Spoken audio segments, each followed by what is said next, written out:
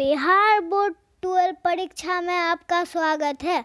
आज हम लोग हिंदी के VVI क्वेश्चन को पढ़ेंगे। क्वेश्चन एग्जाम में पूछे जाएंगे, इसीलिए बिना स्किप किए पूरा वीडियो देखिएगा। प्यारे दोस्तों, फर्स्ट क्वेश्चन है, भगत सिंह ने कैसी मृत्यु को सुंदर कहा है।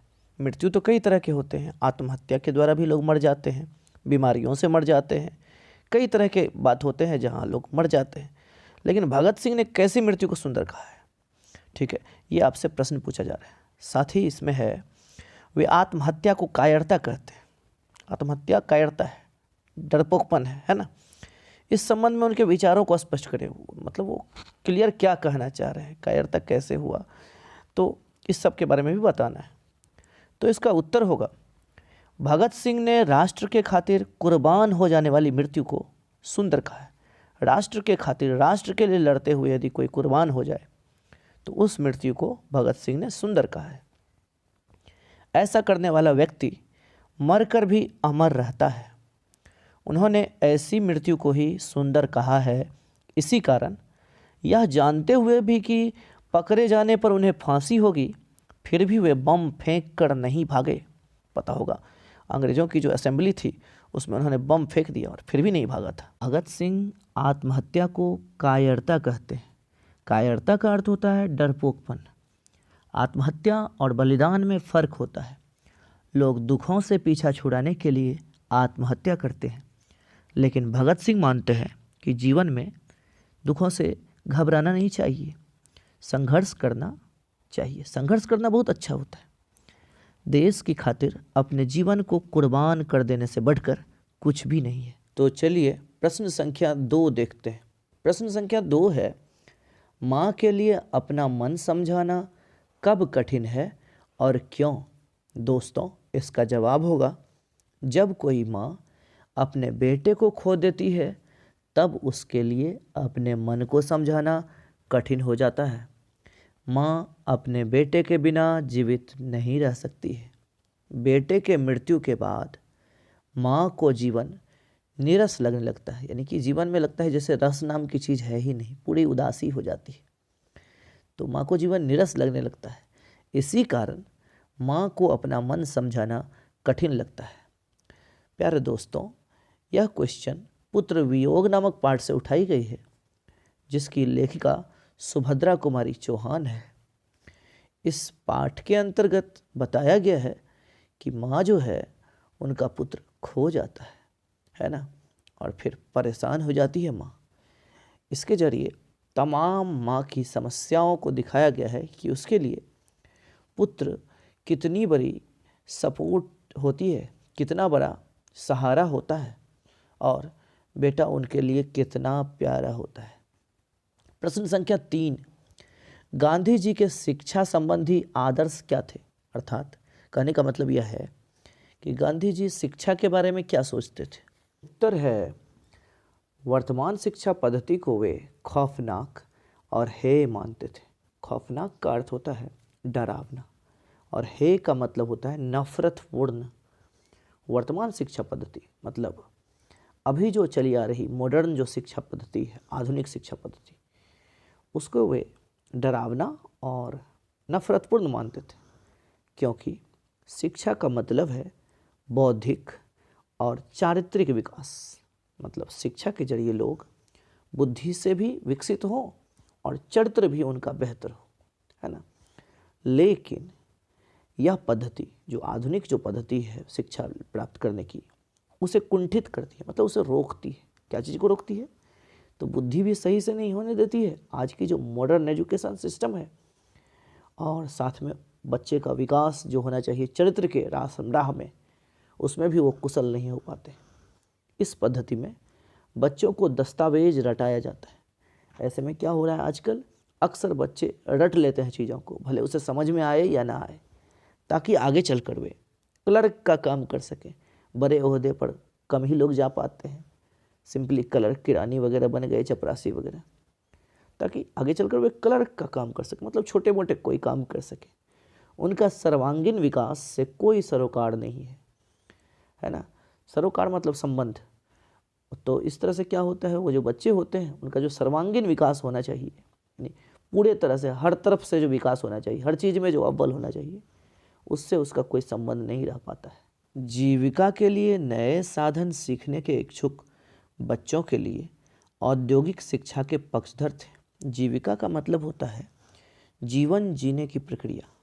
जीवन जीने की प्रक्रिया के लिए नए चीज़ सीखने के जो इच्छुक बच्चे होते थे, उसके लिए, ताकि नए चीज़ सीख करके पैसे कमाएं, नए नए चीज़ों में जा कर के, तो उसके इच्छुक बच्चों के लिए औद्योगिक शिक्षा मतलब कल कारखाने, कंपनी, है ना, कंप्यूटर, ऐसी शिक्षा जो होती है उसके वो पक्षधर थे। यानी गांधी जी उसके पक्षधर थे। ये सब चीज़ भी बच्चे क्या करें तो सीखें। तात्पर्य यह नहीं था कि हमारी परंपरागत शिक्षा में खोट है। इसका मतलब यह नहीं था कि हमारी जो पुरानी शिक्षा है, व्यवस्था है भारत की, उसमें खोट है, वो गड़बड़ है। वरन कि हम ज्ञान प्राप्त कर उसका उपयोग अपने पेशे और जीवन को परिष्कृत करने में करें। अर्थात इसका मतलब यह हुआ कि हम नए नए चीज़ को सीख कर उस उद्योग का काम, वो कंप्यूटर का काम, कारखानों का काम जो है वो सीख करके हमारी जो अपनी तमाम तरह की जो काम धाम है, खेती है, हर चीज़ है, अपना कोई इस तरह का काम दिमाग में आए तो उन चीज़ों में जो है हम उसको यूज कर सकें, उपयोग कर सकें, या फिर अपने काम धाम में कुछ बेहतर कर सकें उन चीज़ों को सीख कर, है ना। भविष्य में जीवन में कभी उन चीज़ों के कारण से कठिनाइयों का सामना ना करना पड़े। प्यारे दोस्तों, प्रश्न संख्या 4, मानक और सिपाही एक दूसरे को क्यों मारना चाहते हैं? आंसर होगा मानक और सिपाही एक दूसरे को मारना चाहते हैं क्योंकि वे दोनों विरोधी सेना के हैं और एक दूसरे को अपना दुश्मन समझते हैं। वे मानते हैं कि यदि मैं दूसरे को छोड़ दूंगा तो वह मुझे मार देगा। दोस्तों, प्रश्न संख्या 5 है, मानक स्वयं को वहशी और जानवर से भी बढ़कर क्यों कहता है? वहशी का मतलब होता है क्रूर, जिसमें दया नाम की चीज़ नहीं हो, बर्बर, है ना, क्रूर, दया नाम की चीज़ जिसमें नहीं। तो मानक स्वयं को वहशी और जानवर से भी बढ़कर क्यों कहता है? इसका उत्तर होगा मानव युद्ध की त्रासदी को झेलते झेलते, यानी युद्ध के जो दुख होते हैं ना, युद्ध में जो दुख सब होता है बहुत तरह का, सिपाही रहता है ना, तो मानक युद्ध की दुख को झेलते झेलते मानवीयता को भूल चुका है। मानवीयता मतलब मानव में जो दयालुता होती है और भी जो अनेक गुण होते हैं लोगों के प्रति, उसको वो भूल चुका है। तमाम दुख को झेलते झेलते सिपाही होने के नाते वह विरोधी सेना के सिपाही को टुकड़े टुकड़े कर देना चाहता है। इतना दुख झेला है ना। इन्हीं कारणों से वह अपने आप को वहशी और जानवर से भी बढ़कर मानता है। प्रश्न संख्या 6 है, प्रगीत क्या है? उत्तर होगा प्रगीत का अर्थ एकांत संगीत या अकेले में बैठकर गाया हुआ गीत होता है। या तो एकांत में संगीत को सुनना, या अकेले में बैठकर गाना और उसी के धुन में दिमाग को पूरी तरह से शांत कर लेना, इसी को कहते हैं प्रगीत। इसके बारे में यह धारणा प्रचलित है कि प्रगीत के रूप में सिर्फ वही कविता हो सकती है जो नितांत वैयक्तिक और आत्मपरक हो। दोस्तों, नितांत वैयक्तिक का मतलब हुआ वैसी कोई बात, वैसी कोई गीत जो कि किसी व्यक्ति को ऐसा लगे जैसे कि हमारे ही ज़िंदगी से जुड़ा हुआ है, तो उसे कहते हैं नितांत वैयक्तिक। और आत्मपरक का मतलब होता है कोई भी वैसी गीत, बात, कुछ भी जो सीधे जाकर आत्मा में लगे, है ना। तो प्रगीत के बारे में ऐसी धारणा है कि यह वैसी कविता होती है जो सुनने वाले जो व्यक्ति हों उसे लगे कि शायद मेरी ही कहानी कही जा रही है, मेरे ही दुख की बात कही जा रही है, मेरे ही सुख की बात कही जा रही है, दुख या सुख की बात कही जा रही है, और सीधे उसके आत्मा को छू दे, है ना। उम्मीद करता हूँ प्रगीत आप समझ चुके हैं। तो प्रश्न संख्या 7 है, नारी की पराधीनता कब से आरंभ हुई? नारी जो है गुलाम रहने लगी, वो कब से ऐसा होने लगा? उत्तर, जब मानव जाति ने कृषि का आविष्कार किया तब से नारी की पराधीनता यानी गुलामी आरंभ हो गई। इसके आविष्कार से नारी घर में सिमट कर रह गई। मतलब मर्द का काम होता है कड़ी मेहनत करना, ये तो नारी का काम है नहीं। और खेती वाला जो काम जब से शुरू हो गया तो नारी घर में सिमट के रह गई। उसका जीवन सीमित हो गया और वह पुरुषों के अधीन हो गई। दोस्तों, इस प्रश्न को गौर से देखिए। आप महसूस कर रहे होंगे कि सर मैंने इसी प्रश्न का उत्तर तो पहले नंबर में भी पढ़ा था, फिर आपने इस नंबर को सेम क्वेश्चन को फिर से क्यों लिया है। दोस्त मेरे, यहाँ पर जवाब देने के ढंग थोड़े अलग हैं। आपकी यहाँ जानकारी भी बढ़ती है और कुछ अलग ढंग से जवाब देने का तौर तरीका भी पता चलता है। तो वही पहला प्रश्न है, भगत सिंह ने कैसी मृत्यु को सुंदर कहा है। वे आत्महत्या को कायरता यानी डरपोकपन कहते हैं। इस संबंध में उनके विचारों को स्पष्ट करें। अथवा ये पूछा जा सकता है कि भगत सिंह ने कैसी मृत्यु को सुंदर कहा है। 2011 परीक्षा में पूछा गया था, एनुअल परीक्षा में। तो ऐसे में से कोई भी प्रश्न पूछे तो आप उसका जवाब इस तरह से भी कह सकते हैं। भगत सिंह ने सुखदेव के नाम पत्र, सुखदेव पता होगा, सुखदेव, राजगुरु, ये सब भगत सिंह के दोस्त थे। तो इसका जवाब सुनिएगा थोड़ा। भगत सिंह ने सुखदेव के नाम पत्र में स्पष्ट किया है, सुखदेव को जब पत्र लिखा था उसमें स्पष्ट किया है कि आत्महत्या किसी भी परिस्थिति में उचित नहीं, बल्कि वह एक जघन्य अपराध है। अपने से अपने को मार लेना जो है, यह कायरता है, डरपोकपन है। परिस्थिति जन्य विसंगति, परिस्थिति के कारण से जो समस्याएं हैं, या असफलता से त्रस्त होकर, असफलता से दुखी होकर आत्महत्या कर लेना व्यक्ति की सबसे बड़ी पराजय है, यानी कि हार है। क्रांतिकारी सामान्य व्यक्ति नहीं होता। जो क्रांति करता है वो कोई ऐरो गैरो व्यक्ति नहीं होता। कोई भी मनुष्य आत्महत्या को उचित नहीं मानता। क्रांतिकारी को तो इस विषय में कुछ सोचना भी नहीं चाहिए, आत्महत्या के बारे में तो सोचना भी नहीं चाहिए। भगत सिंह ने अपने विचारों की अभिव्यक्ति के क्रम में, यानी कि विचारों को रखने के क्रम में यह स्पष्ट किया है कि हम में से जिन लोगों को विश्वास है कि उन्हें फांसी दी जाएगी, उन्हें अपनी फांसी के दिन की प्रतीक्षा करनी चाहिए। यह फांसी मृत्यु से भी सुंदर होगी। मृत्यु को सुंदर कौन सा कहा है, तो फांसी जो अपने देशभक्ति के कारण से जो मिलेगी, बलिदान वाला जो मिलेगी, उसी को सुंदर कहा है ना। समझ गए होंगे।